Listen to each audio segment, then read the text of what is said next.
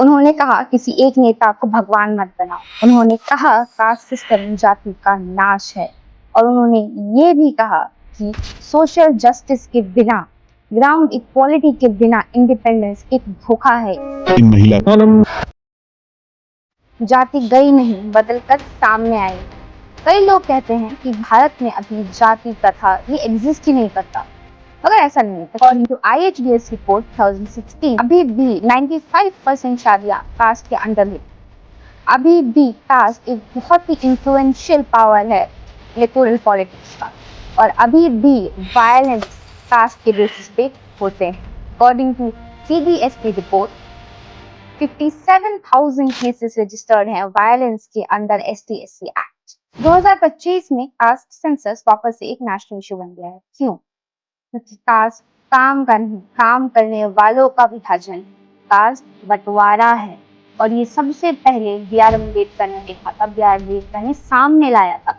अगर हमने क्या किया, आज विकास सिर्फ विकसित का हो रहा है। इंडिया 7% की रेट से GDP की ग्रोथ देख रहा है, मगर द रियलिटी इज कि 77% वेल्थ सिर्फ 10% लोगों के हाथों में है। आज रिजर्वेशन एक वोट बैंक पॉलिसी के अलावा कुछ नहीं।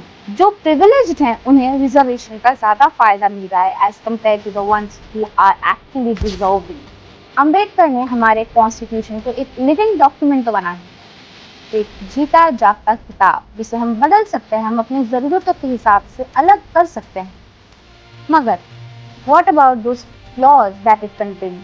ED, CBI इन सब का जो मिसयूज हो रहा है कुछ सालों में कितनी बुरी तरह से, एंड नॉट ओनली दैट, बल्कि इंडिया के रियल जर्नलिस्ट को UAPA एक्ट के अंडर जेल में रखा जा रहा है, एंड जोकर्स जर्नलिज्म करते हैं। आज इंडिया प्रेस फ्रीडम इंडेक्स में 159th रैंक पे है आउट ऑफ 180 कंट्री।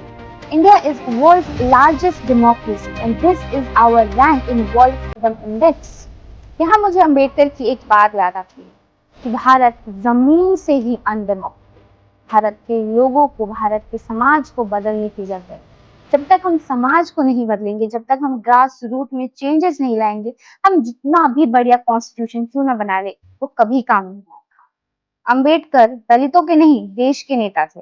उन्होंने हिंदू कोड बिल के थ्रू हिंदू वुमन की प्रॉपर्टी राइट के लिए फाइट किया। उन्होंने equal pay for equal work जैसे कॉन्सेप्ट और स्टेट सोशलिज्म जैसे कॉन्सेप्ट इंट्रोड्यूस किए। अम्बेडकर को पूजा मत करो, लेकिन उन्हें समझो, इनकी कॉन्सेप्ट्स को समझो, फिलोसफीज को समझो, ताकि हम एक बेटर देश बन सके।